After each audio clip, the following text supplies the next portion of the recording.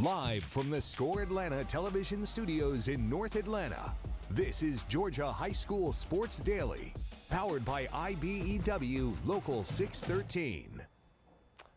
Happy Wednesday and welcome back to another episode of Georgia High School Sports Daily, powered by IBEW Local 613. We have a lot of news. Games have been moved, and we're going to jump in obviously into our headlines here in just a moment, Craig. But what's just your thoughts kind of with all the movement of the games and the latest that's been going on in the state real quick? I'm excited. We've got about 20 games tonight to keep track of. It'll be spread out. We'll see what happens tomorrow and Friday, but looks like we'll have a pretty heavy slate tonight. Certainly. Well, without further ado, let's go ahead and get right into it, into our fast break headlines.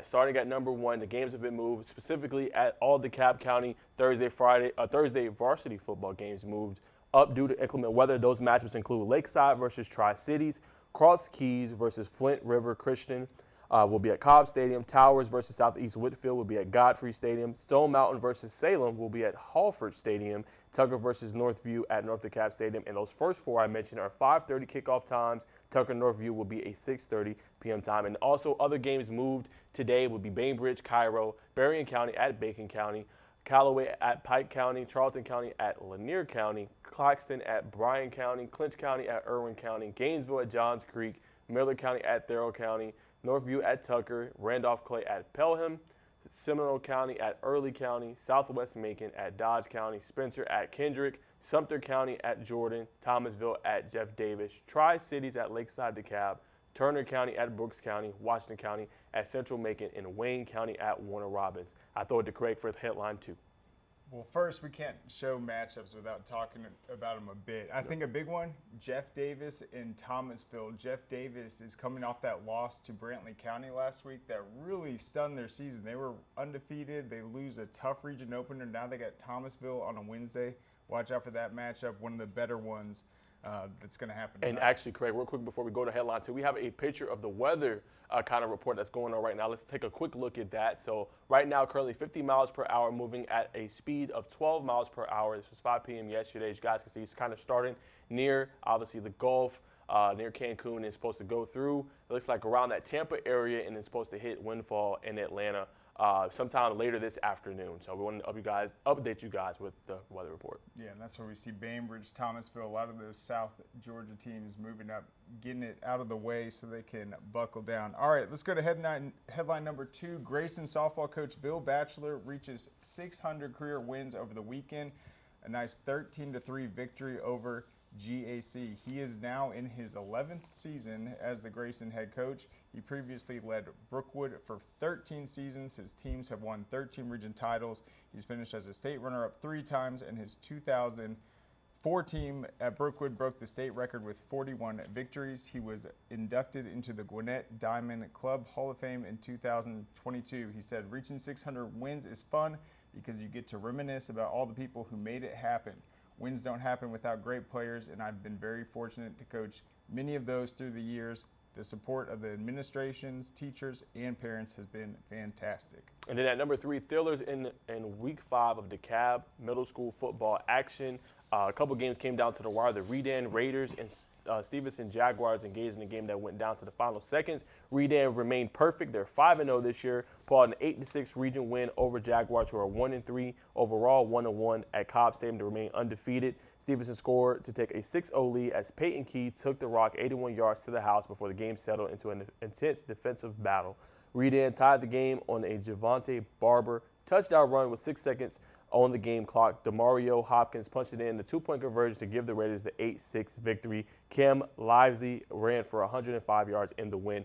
Other results across the DeKalb County Middle School: Lithonia beat Champion 8-6. Lithonia is now 4-0. They stopped a 2-point conversion by the Champion Chargers to preserve an 8-6 Region 2 victory lead at Godfrey Stadium. And in other results, you had Tucker with a 6-0 victory against Salem, a solid defensive effort by the Tucker Tigers, who are 2-2 on the season, 1-0 in their region. They helped seal a 6-0 Region 2 win over Salem on Saturday at Adams Stadium. Key stops on 3rd and 4th down late in the game, including a key interception by Jaden Lovett, helped the Tigers seal the win. Perfect. And we'll have more middle school coverage with Alex Benson later. All right, headline number 4, Mill Creek and Wesleyan runners shine at the Adidas Cross Country Classic. This was in North Carolina. over the weekend, one of the bigger national tournaments. The Mill Creek boys placed 19th overall in the championship division. Collins Hill's Jamison Pfeiffer was the top finisher out of all the Gwinnett participants, and he was 4th overall in the entire competition, a great mark for him, 15 minutes and 3.8 seconds. Holden Camarda led the Mill Creek boys with a 55th place finish, followed by teammates Aaron Littleton, Tyler Clower, and Dane Jacopazzi, and that is the depth that allowed Mill Creek. You also had Wesleyan on the girls' side and boys' side shine. And then they also went to, I think there was another big tournament in South Carolina over the weekend. So this predates the county tournaments that are coming up for cross country that we've seen in Cobb County already. All right, headline number 5, Hebron Christian outlast Norcross for the Gwinnett County volleyball title. This is the 18th straight year that Gwinnett has done this. It's a great opportunity to see the private schools go up against the big public schools, whether it's GAC, Hebron Christian, Providence Christian, but this year it belongs to Hebron. After defeating Decula and Parkview on Thursday in pool play, Hebron Christian, now 25-5, topped Buford and Wesleyan, and then got Norcross in 3 sets. This was a very important win for Hebron. They're ranked number 1 in Class A private because they had just come off a big out-of-state tournament in South Carolina where they lost 5 straight. I mentioned that last week on the show. I didn't penalize them too much, but I think them being able to respond, take the county title, and go through Buford and Norcross, it is a huge accomplishment for them. Their only previous county championship came in 2019. Head coach Taylor Davis, whose team won state titles in 2014 and 2019, talked about just how big it was to close in the 3rd set. Every single one of those losses to the out-of-state teams was determined in the 3rd set, but they handled business against Gwinnett. So a big win for them, and the last time they won this county tournament, they ended up winning state, so watch out for that. Certainly. Well, guys, that is our Fast Break headlines powered by IBEW Local 613. We're going to go ahead and advance to our Georgia High School Football Daily Morning Review, headlined by the Super 11, already halfway through the season. So we got a couple players that are obviously on our Message Georgia watch list. That's obviously Luke Nickel, who we talked about yesterday, 9 for 12 for 227 yards and a touchdown. His running mate in a dynamic duo. You have C.J. Wiley, 18 catches, 356 yards, and a couple touchdowns this year. Obviously, Antoine Hill is on there as well. Elijah Griffin. Craig, who else do you see on that list? So we got Osman Croma for Lee County. We talked about how big his upcoming matchup is with Thomas County Central this week. It is a huge one. You mentioned some of the quarterbacks. We got Juju on there, Luke Nickel, A.J. Hill. They're all having tremendous seasons with their teams. I think, though, it's interesting, though, just the difference in stats. And this is what Ben Reeves was talking about before the season. He was like, listen, we're in this new classification. Yep. We're going to be strategic. We're going to rest our starters. So Luke hasn't necessarily had the 20 touchdowns so far, but an extremely high throwing percentage. And I think you got to give him credit just for having Milton just ranked so high nationally in the way they've dominated so far this season. Certainly, they've been a fun team to watch, and obviously the AJC Super 11. So make sure you subscribe to the newsletter, Georgia High School Football Daily. It is free, so make sure you subscribe to get the daily news every single morning at 4 a.m. from one of the best newsletters we have here in the state. Let's go to the next headline that we have for the morning review. That is 4 questions with retiring coach legend Jeff Herron. That is also in the newsletter from today. I know, Craig, you've been doing this for a long time, so from maybe covering and seeing Coach Herron, what were some things that kind of caught your eye just overall, being able to see him kind of do his thing? I think he went out the way any coach would want to last year.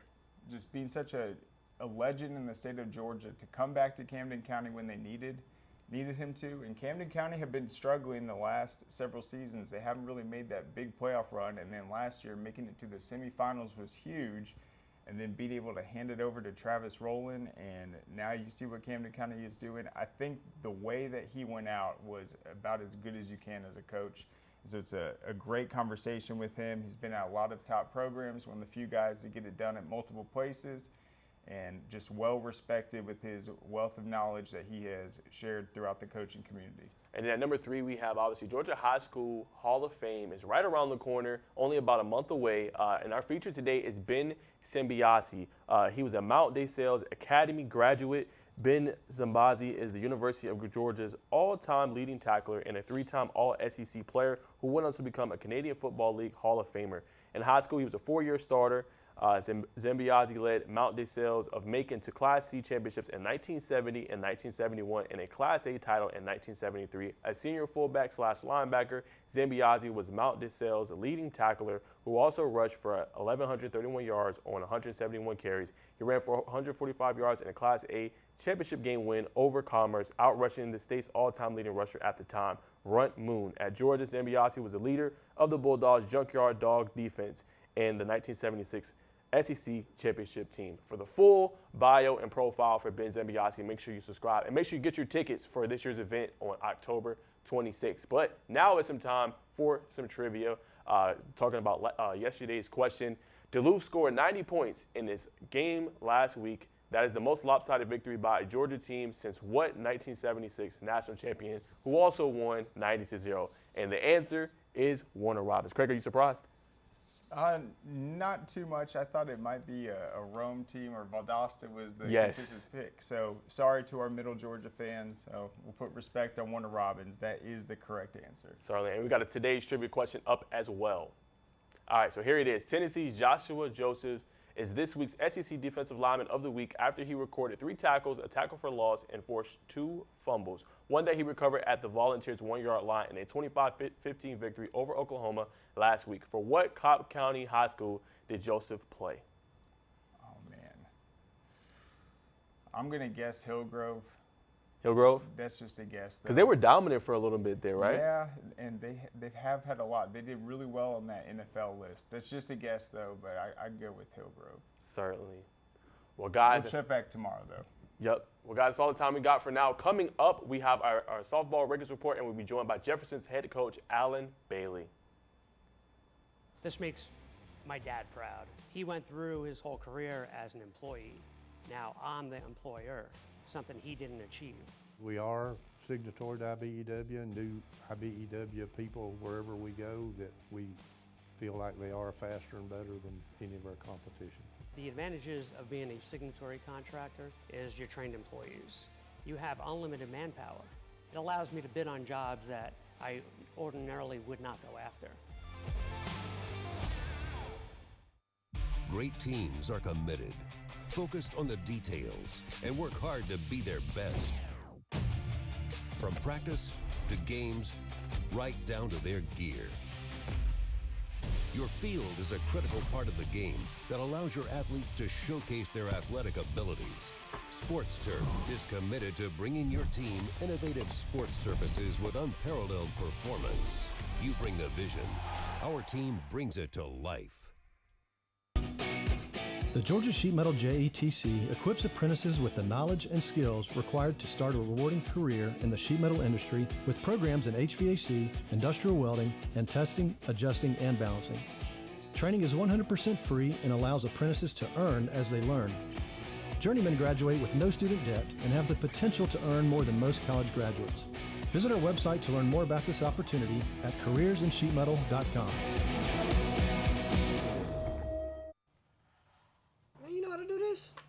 Man, I don't even know. I was flipping burgers last week. Violation, unsportsmanlike conduct, impersonating a craftsman.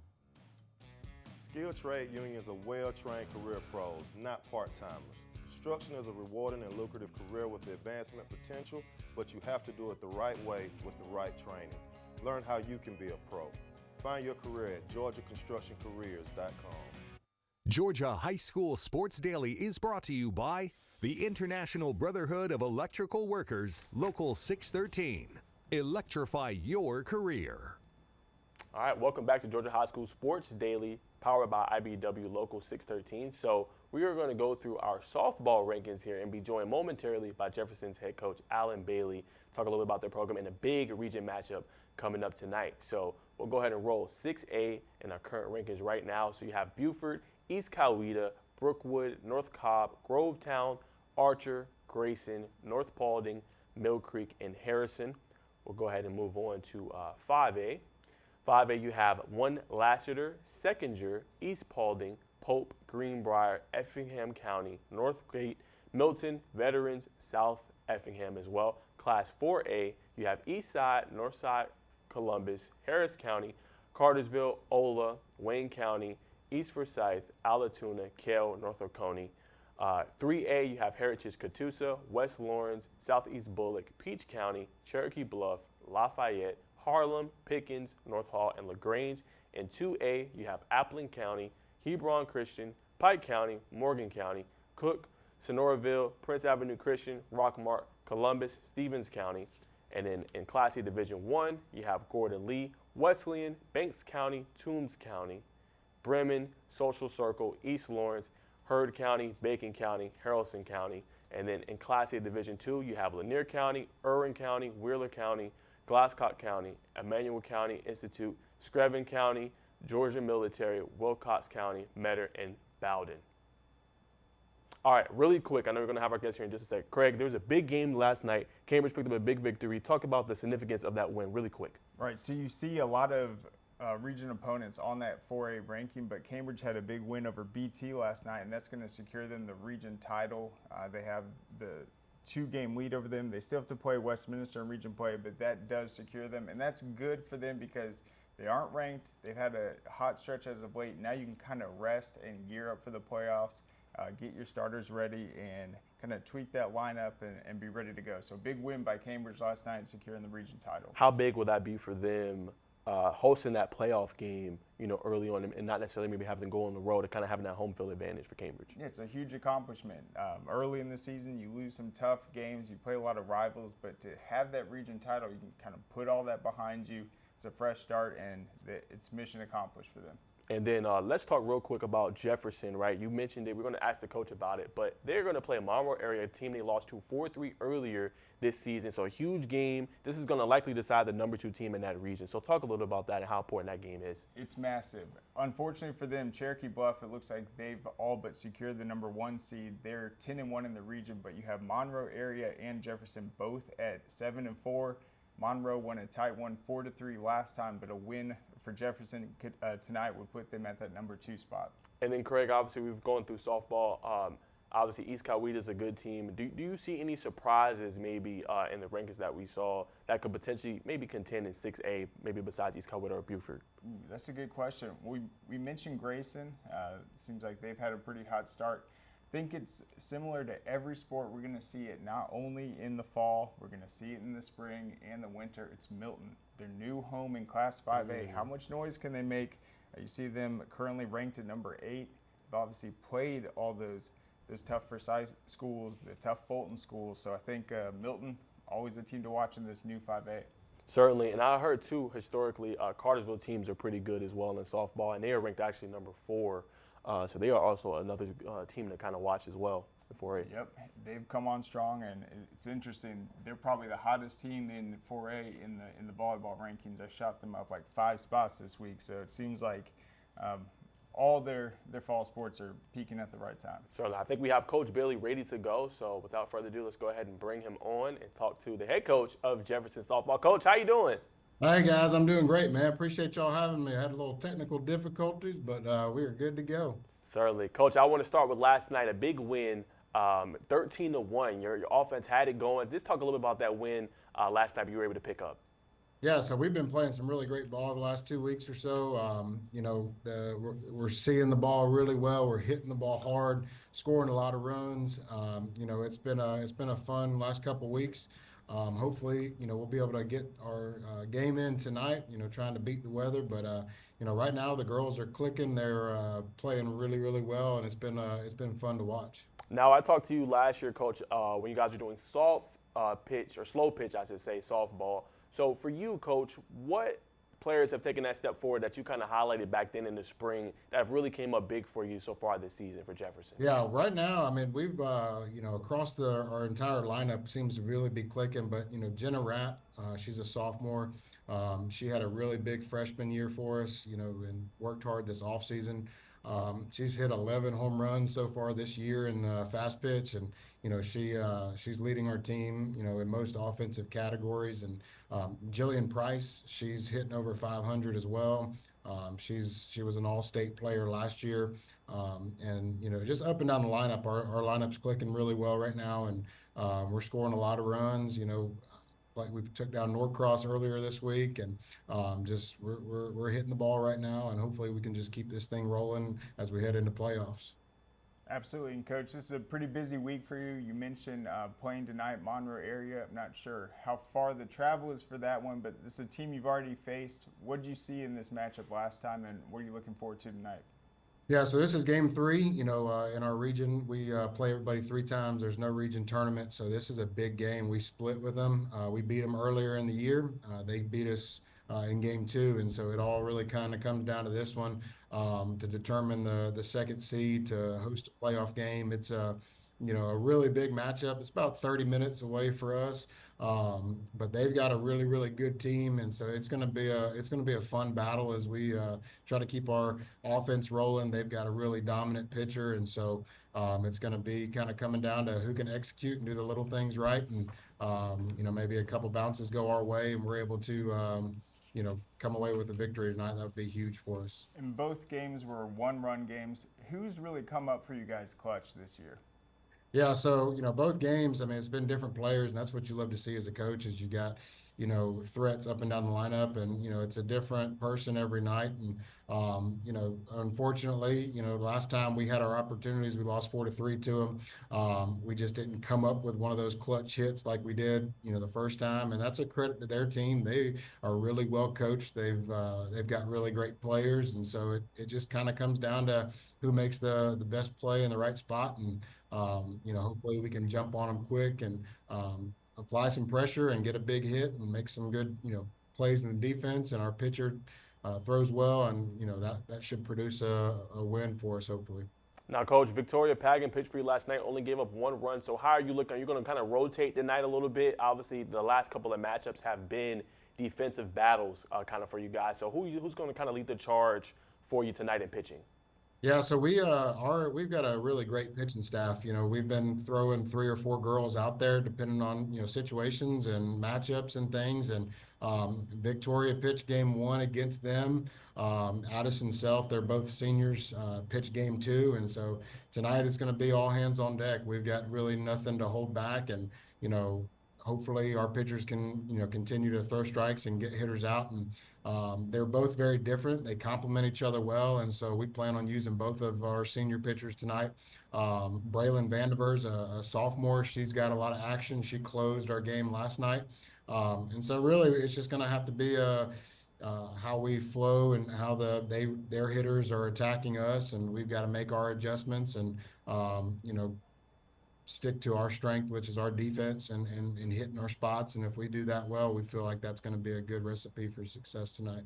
And then, Coach, talk about a little bit about how important that home field advantage would be for you guys. You guys were able to lock up that 2 seed, and how special of an environment it is at Jefferson, being there, every single, night you guys host the game, and how special that crowd is cheering on your girls. Yeah, we love playing at home. Jefferson, we call it J-Town.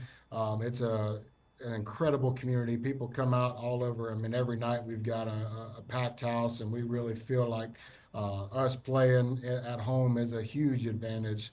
Our facility is one of the top in the state. We've got an incredible indoor facility and locker rooms and dugouts, and it's just a great place to play. And then we feel confident at home. We call it the Dragon's Den, and so we try to defend the den every time that we are at home. And that's kind of been our slogan, our motto. But playing at home is huge for us, and wrapping up that 2 seed would be a big step towards making a deep run in the playoffs. We really feel like we're battle tested. We feel like our team is poised to do a lot of damage once we get in the playoffs. And whether it's at home or on the road, we really feel confident that we can go make a deep run in this year's playoffs. Certainly. Well, Coach, that's all the time that we have for today. Thank you so much for talking a little about your Jefferson program. You've always been kind to me and obviously Score Atlanta. So thank you so much for coming on and talking about your program. Yeah, guys, thank you so much. Really appreciate everything y'all do for high school sports across the state, and looking forward to catching up with you guys again soon. Yes, sir. Well, guys, we'll be back here in just a few moments by Athens Academy head football coach after the break.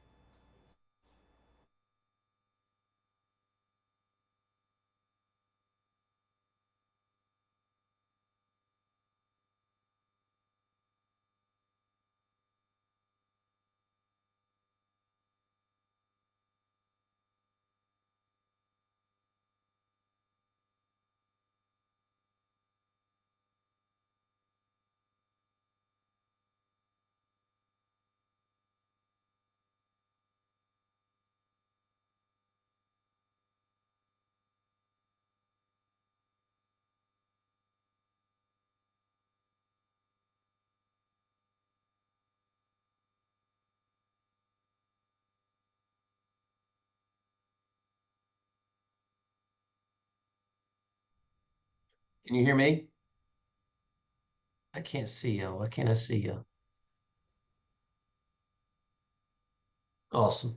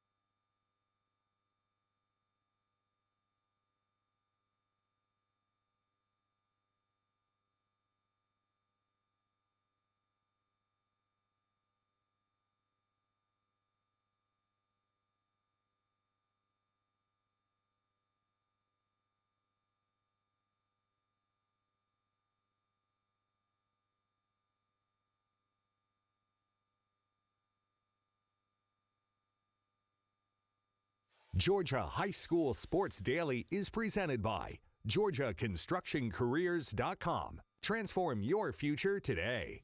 And by Smart Local 85. Sheet metal is a smart move. All right, welcome back to Georgia High School Sports Daily. Remember that you can watch this on Peachtree Sports Network, YouTube TV, Zeem, the streaming app on CBS as well. But without further ado, let's go ahead and bring on Athens Academy head football coach Josh Alexander. Coach, how you doing today? Oh, well, how are you guys? Doing great, Coach, doing great. I want to ask you, the game against Commerce, what a thrilling finish, right? A little bit of everything in that game. You guys are up 21-7. They storm back. You guys fumble the opening possession on the second half. They throw a 96-yard touchdown pass from Jaden Daniels to Tyshawn Wiggins. What was your message to your group as you battled kind of just throughout that game and just being able to have it resolved to come out with a win? You know, we got resilient kids. They did a good job. They've been in some ball games this year, but nothing like that or to that stature where they had an opportunity to be winning, then come back and like all of a sudden we're tied up and they had to either react and do something to where they could win the game. And they did it. You know, we tried to control the clock right there at the end because we knew what kind of team they were. And not give them the ball back. And our kids did a great job of managing the situation and managing the clock. And, you know, we scored when we had to score and was very lucky and with one of those runs. And Hampton Johnson had a big first down and a big throw in that drive. And so it was one of those situations you practice that situation. You hope that your kids do what they're supposed to be doing in that situation. And they did it, and we were proud of them. But it's the type of kid we have, and at this school. They're resilient and work hard and do what we ask them to do, and we were just really proud of them. Speaking of the kids you have, Coach, let's talk just a little bit about Bryson McClendon. 155 all-purpose yards in that win. Tell me a little bit about him. What makes him special? You know, Brian's done a great job. He has grown up with us and just really become a great player. You know, we had some injuries early in the year where Brian had to place running back. He's always been a wide receiver and a defensive back for us, and so we saw some things. We were like, wow, he is a really talented individual. And so we were having trouble. Our backs were doing a great job, but we were breaking the second level of the defense and the third level of the defense. And so we had to press the gas with some, tried to get a little bit more speed on the field. And our guys go both ways. Some of them go both ways. And so we put him on the field, and he did what Brian does. He did a great job for us and scored the winning score for us and was able to bust a couple of big runs. He had a big run right before half, and we were just excited. It was one of the better runs I've seen in my 26 years of coaching is that last run he had. He made, I know, at least 4 people miss and broke a couple of tackles and went down to one hand to the ground and scored, you know, and then we decided to go for 2 right there at the end to try to win the game, and we put it in Keon Standifer's hand, and he did a great job, and we happen to win the game. You know, it's one of those situations. If you don't score those points, you don't look very intelligent, but we have good players, and good players make smart coaches. And Coach, this year's schedule is going to be quite a treat for your fan base. You guys are going to go to Elbert County for the first time in school history. These environments that you guys are going to play in the region, they are going to feel like a playoff atmosphere. I want to ask you about your quarterback, though, Hampton Johnson. He has really been able to kind of balance you guys offensively. What has impressed you just with how he's been able to handle a hostile environment like Commerce and just what you've seen so far from him? Anytime you get to go play at a place like Commerce, it's just an honor because it's such a great football tradition. I think they've been playing football, maybe I'm wrong here, but since like 1909. And, you know, our series with Commerce was 14-14, and Athens Academy has never led. And so now it's 15-14, Athens Academy. So our kids knew that. And Hampton is one of those guys that gets involved in the traditions of Athens Academy football. He's been here for a long time, and his brothers play here, and one of his brothers still playing here, and he does a great job. He's been a 2-year starter and has worked hard in the weight room and making himself who he is today. And then what have you seen just so far from your defense? Offensively, it's clear you guys have the balance. You talked about the impressive run, but just the defense, maybe giving up some big plays, but overall just their capabilities. We were proud of them. You know, when they're on the field, no one had scored on them in 12 quarters up until this game. So we were excited. You know, when you put the young kids in, at times the scores aren't what they actually are, and so we kept challenging them and say, hey, this is a big game. We played 3 running backs. One of them's at quarterback now at Commerce. It's 3 athletes that is as good as I've seen. You know, and especially at Commerce, probably one of the better teams I've seen there. And so our defense knew what the game was going to be like. It's a very physical and violent game when you play Commerce, and they do such an excellent job over there. And it's just one of those situations they knew they had to play and fill gaps and do a good job in that area, and they did it. Coach, I want to ask you a little bit about your special player, and that's Keon Standifer. I think he has close to or way over 700 yards receiving. I think 8 or more touchdowns this year. What makes him so special and him taking that big leap forward for you this year with Athens Academy? You know, he's one of those generational talents where he just can do everything, and he's a really good athlete, really good football player. What he has is football IQ that's just very natural. I mean, he is, as a 9th and 10th grader, does things that you hope seniors do. He just knows the game of football and helps us fix ourselves and helps others fix themselves and line up and make sure he makes calls. And he's making calls from safety. And then when he's playing offense, he's fixing people. I mean, it's just what he does. And then you talk about his talent. He's just really talented and has great ball skills and good speed. And he has a very bright future ahead of him. Yes, sir. And then as a two-sided question, I want to ask you a little about your running back. He doesn't get enough praise. And that's Jamari Welsh. What has he kind of brought to your team? I know balance, obviously, but you get to see him every day. What makes him special as well, Coach?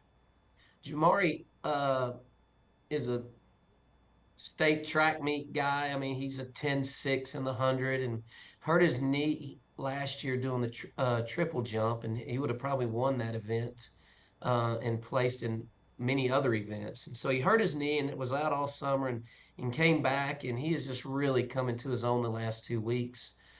He's just got world-class speed. You know, I've never had a guy run 10.6 at tailback, and that's what he is. I mean, he gets the ball and he goes. He is really fast.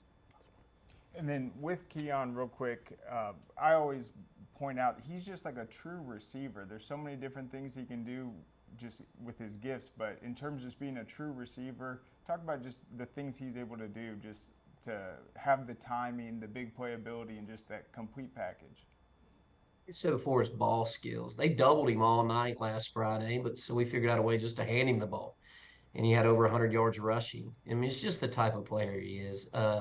Ball skills, can torque his body in different angles and go up and get the ball. And you know, he's not a big kid. He's not small, but he's not just a big wide receiver. And you know, and we line him up all over the place trying to get him open, and he just does such a good job of like catching underneath, catching medium routes, catching deep balls, and just really good ball skills. That's the main thing that I see with him. And then, Coach, did you get to talk to Kirby after the win? I texted back and forth to him. You know, I always tell people, hey, Coach Smart goes to your school. And I always tell people, look, we leave Coach Smart alone. This is the one place he can come to and be dad, you know. So he is so kind. He and his wife are kind to us, and we try to respect them to the best of our ability, and we make sure we take care of their kids. Their kids are what's important to us, and we let him be Coach Smart out there in the community. When he comes over here, he's dad, and that's what we try to respect. And but he texted and said great job and congratulations, and our kids and community love seeing him around, and it's an honor to have their family at our school. Certainly. Well, Coach Alexander, that's all the time we got. Thank you so much for coming on Georgia High School Sports Daily. Wishing your team nothing but good luck and success this year. Thank you guys for all y'all do, and thank you for having me. Yes, sir. Well, guys, coming up, we're going to have our middle school spotlight with Alex Benson. And remember that Athens Academy is going to play Oglethorpe County this upcoming weekend. A journeyman with Local 85, when you turn out, you can be hitting six figures. Hey, I have your back, you have my back. We're going to do this together. We're one for all for one. College just wasn't for me. Let's look into actual career jobs that wouldn't take college, where I wouldn't, lose money and all that. Instead of losing a lot more money at the end, why not make money and make more money at the end?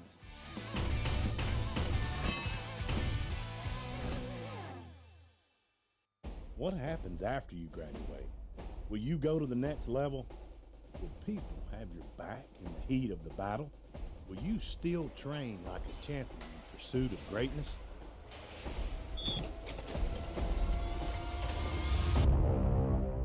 You will when you become an IBEW electrician. Join our team. Visit IBEW613.org. Dang, where you get this car? You need to join the union. The union? Absolutely. You can get 10 of these. Union construction workers earn the highest wages with the best benefits and the most protection in the construction industry. Find your career in construction. Go to GeorgiaConstructionCareers.com and start your future today.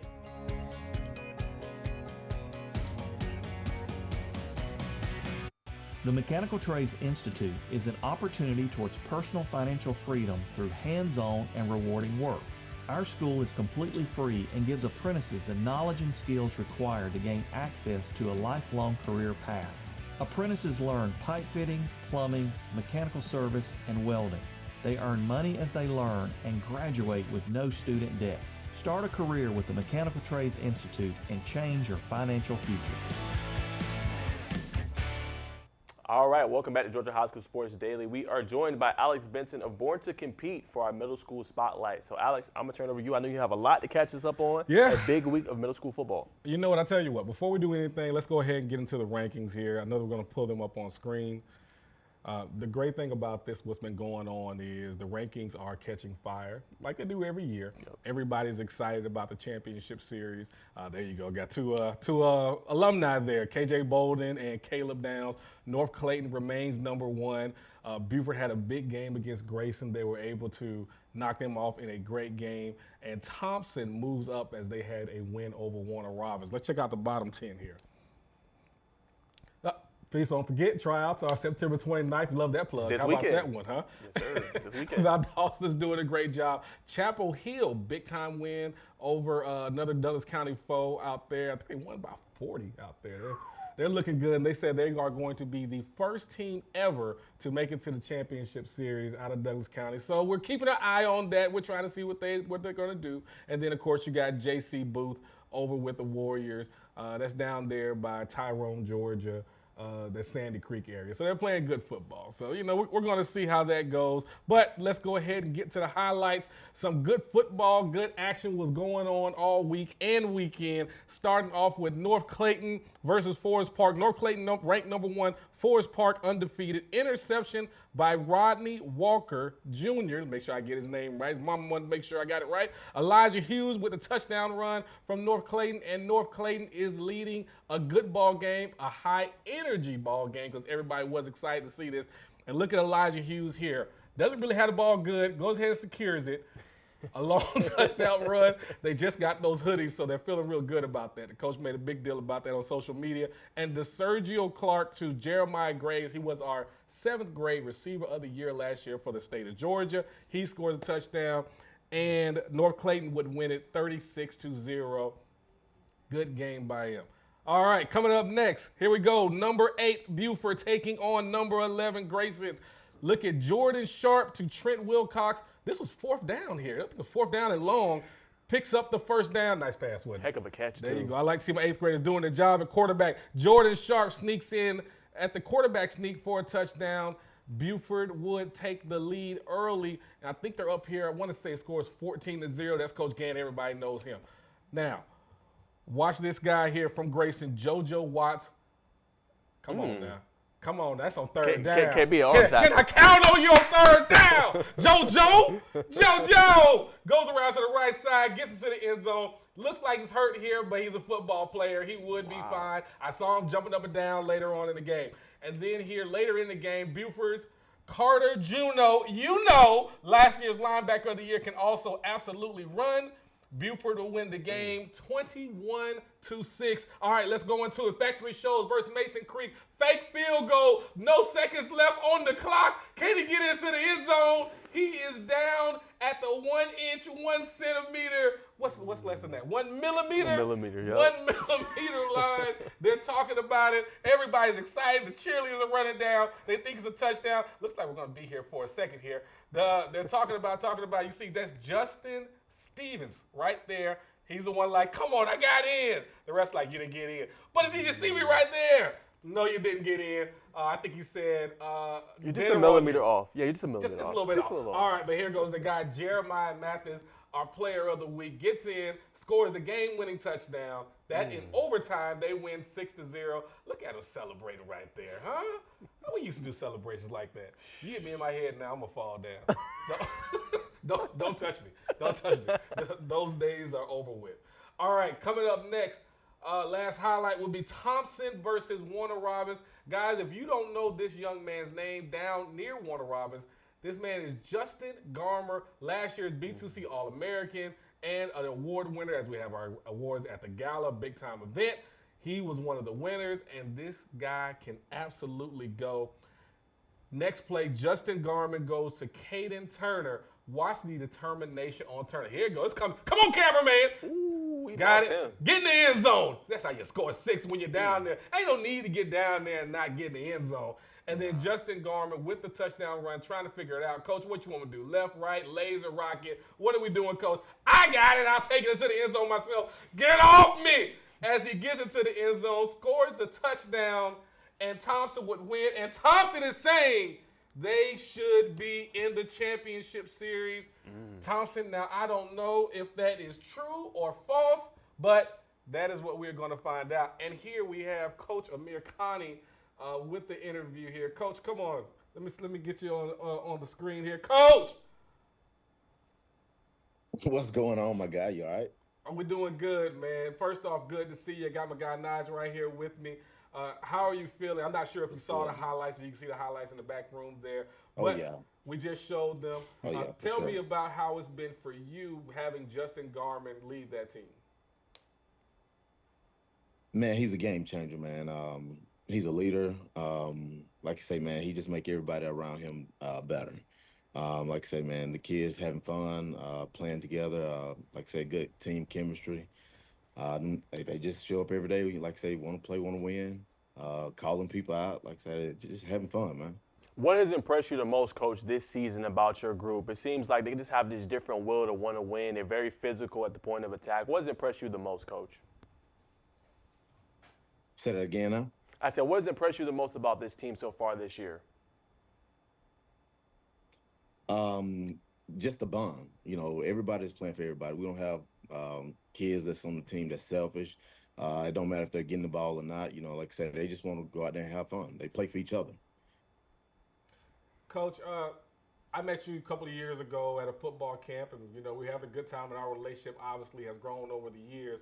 But you said you want to make sure your team will be the first one from that middle Georgia area to make the championship series. If you are making your pitch right now to the voters and everything like that, what would you say to them, and why does Thomson deserve to be in the championship series? Hey, man, we just want a shot, man. You know, we want a shot on the big stage. A lot of people look over the middle Georgia area, but we got some dogs down here, man. And like I say, you know, our kids, like, hey, you know, they just want a shot at it. Certainly, Coach. What's kind of coming up for you next? Who are you going to play this week? Who are some teams that that's kind of coming up as you continue to go throughout this season? Actually, we got Fagan Middle School tonight. It's the first round of the playoffs. It's going to be a great matchup. So, like I said, you know, we're looking forward to that tonight, and hopefully come out with a dub. Real quick, what does your team have to do in order to come out with a win in that one first round of playoffs, as you just mentioned? What are you expecting from your guys tonight? And we got to win up front. O-line, like I said, we got to win up front, and everything else take care. You know, send the rest. Coach Connie, man, absolutely enjoy having you on here. We got short time left, but I want you to go ahead and get in. Just a couple of more players that we might not know about, or we probably do know about, but we want the entire state to know about. Noah Stern, number 7. He's probably about 6'1", 6'2", 200 pounds. He play defensive end. Brian Tuck Jr., he's number 2. And like I say, you know, he's a two-way player. He's just an athlete. He can play anywhere on the field. We've got Caden Lowe, number 3. He's a dynamic player on the outside. We got Raheem Scott. He's an athlete. He plays free safety. And like I say, Genoa Hicks, he plays quarterback, backup quarterback, slot. He plays safety. Like I say, man, we got a bunch of dogs down here, man. Like I say, they just want to play ball, man. Certainly. Well, Coach, thank you so much for your time. Good luck tonight. And we appreciate you coming on. I appreciate you guys, man. Yes, sir. All right, Alex, really quick, right. Talk about your players of the week this week, and talk just a little about your event this weekend, the B2C All-American Tryout, and what kind of qualifications for a player to be on that? We've seen Caleb Downs. We've seen, obviously, KJ Bolden on that list. What does it require to kind of be an All-American for you? Be a baller. I don't want to get too much into it. Be a baller. Be that guy. You know, every time we see you play on the field, I always ask, are you one of the top 3 players on the field? And that's really kind of simply the way I look at it. Come out to the trials this weekend at NYO Field on Sunday the 29th. It's going to be some great competition. Want to get in here before we leave? Player of the week, Jeremiah Matthews. He is the brother of James Johnson at Douglas County. Really? A fantastic football player. Factory shows. Did a great job. You saw him won it in overtime. Shout out to him, player of the week. Certainly. Well, guys, that's all the time we have. If you want to see Alex from Born and Compete, make sure you go and you follow Born and Compete on all. He does a great, outstanding job of highlighting these high school, middle school players. That's all the time we got. We'll be back with an underrated and overlooked in our last segment of the day.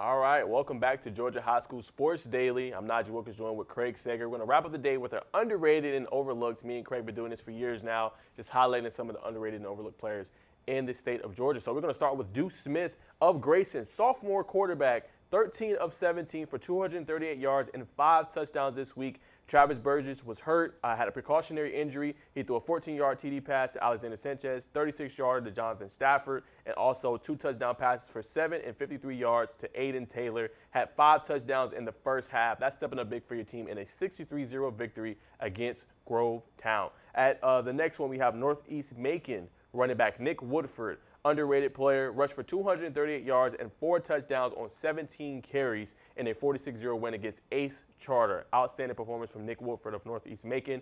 North Oconee athlete Kamari Brooks does it on both sides of the ball. This past week in their win, he had 10 tackles, 2 tackles for loss, and a pass interception. North Oconee held East Forsyth to a lone touchdown and a 24-7 victory on Friday. Kamari Brooks' recruitment is also starting to pick up as well. A lot of offers coming in for the young man. Peach County quarterback DJ Hudson doesn't get talked about enough, but they're off to a 4-1 record under head coach Marquise Westbrook. Hudson's having a stellar season.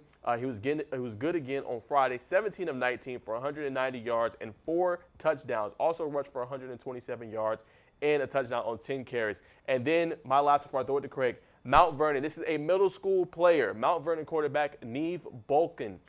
He passed for 224 yards and 2 throwing touchdowns in their victory this past week. This is a name to know, only an 8th grader, but starting to blow up, and I've seen this name a lot. So Neve Bolkin of Mount Vernon is a name to know and a name to watch as we continue to move forward. Nice list right there. All right, I'm going to move on. One of the underrated players I have, and honestly one of the most underrated teams in the state right now, I think, is Lovett. They are quietly at 5-0, and Kasani Bartlett had a huge game against Kip Atlanta. 8 receptions, 137 yards, and a touchdown, 34-8 victory. They have a big matchup against Holy Innocents coming up this week. Lumpkin County, Cal Faulkner. He is an athlete committed to Georgia Tech. He led this team to a 12-1 record last year. In the most recent game, he did everything for them. 21 of 25 passing, 283 yards, and 3 touchdowns. Also rushed for 2 touchdowns, 26 yards, and even caught 3 passes. So he is a player to watch. Lumpkin County and Coach Webb are starting to heat up. All right, my next one, Kennesaw Mountain receiver Kobe Lewis. He's just a junior. Had a massive game this last outing. 6 receptions, but 237 yards and 3 touchdowns. After the game, he talked about how much he's been working on the yards after catch. That's how they got going. He had a big 50-yard touchdown to start the game and an 88-yard touchdown. He is showing that speed significantly. All right, East Coweta receiver Jason Stegall. He had one of the biggest plays last week in the entire state when he returned that kickoff for a touchdown against Perry right before the half as time expired. He also had 3 receptions for 45 yards and had 86 yards on the ground and a touchdown. So he's starting to really get involved in that offense. And then Cherokee quarterback Tanner Savisier. He was 21 of 30 passing for 3 touchdowns through the air and also rushed for 80 yards and a touchdown in a big win over North Paulding to open the region. Cherokee's going to be in the same region as North Cobb and Walton, but that was a huge win to at least knock off one of those top dogs in that region. And then another guy I want to give a shout out to, Zayden Cook of Chattooga. He was the first running back in the state to eclipse 1,000 yards and had another huge performance. They aren't currently ranked in Class A Division I, but Chattooga is doing outstanding, and Zayden is putting up monster numbers. All right, there you have it, guys. That is underrated and overlooked. Really quick, let's talk about our matchup this Friday, one of the best matchups in the state of Georgia. Savannah Christian versus Blessed Trinity on Peachtree Sports Network at 8 p.m. on Friday night. Craig, what is your initial thoughts of this matchup? Well, it's going to be interesting to see if Savannah Christian is just going to go all out with the run game.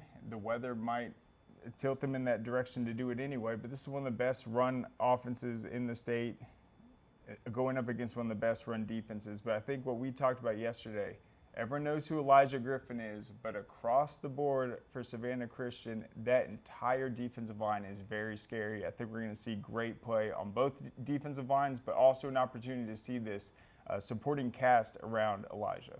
All I have to say is 2 words, LaDamian Guyton. That's how I like to say his name. name to know watching this game. He's going to be absolutely magnificent in this game against Blessed Trinity. They don't have to have somebody block him because he is going to be tough. But, guys, coming up, obviously tomorrow, really quick, we are going to have our composite rankings tomorrow, so stay tuned for that. We'll also have Cherokee Bluff, Tommy Jones on also tomorrow. And then we will have coming new, Brett Greenberg of 247 Sports is going to be on here to talk about the Alabama-Georgia matchup, one of the best college football games this upcoming weekend, and Jeremy Johnson will join us via Zoom tomorrow. So stay tuned for that. And also go to scoreatl.com for all the latest updates. We'll be having recaps from tonight and weather updates as well as far as the games go and all the great stories. Max had a great story. Hayden did as well. So stay tuned for that. We'll have more coming up tomorrow. Thank you so much for tuning into Georgia High School Sports Daily, and we will see you soon. Hey, is the power off on this? I don't know. Just take it off. Safety violation, unsafe work conditions. In the construction trades unions, safety is our highest priority, and we train you to recognize and speak out on unsafe working conditions so that everyone arrives and goes home safely. Learn about careers in construction at georgiaconstructioncareers.com. Beginning the morning you opened your eyes, we spent every waking moment preparing you for the day you'd leave our nest. Whether it's driving to practice or helping with homework, it's all prepared you for, what am I going to be when I grow up? Will you be ready? After much thought, I made my decision to take my talents to the IBEW Local 613. The International Brotherhood of Electrical Workers is not simply a job, it's a career. Visit IBEW613.org to begin a new future today.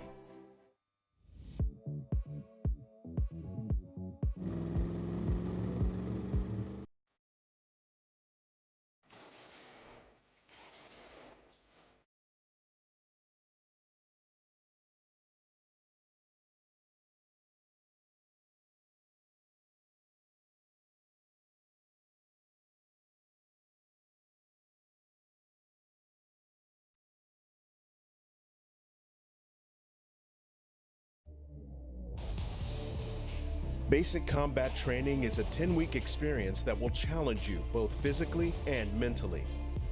Each phase of your training will introduce you to new soldier skills, building and advancing them along the way. You and your fellow soldiers will work as a team to accomplish each mission, overcome each obstacle, and earn the right to wear the black beret of an Army National Guard soldier.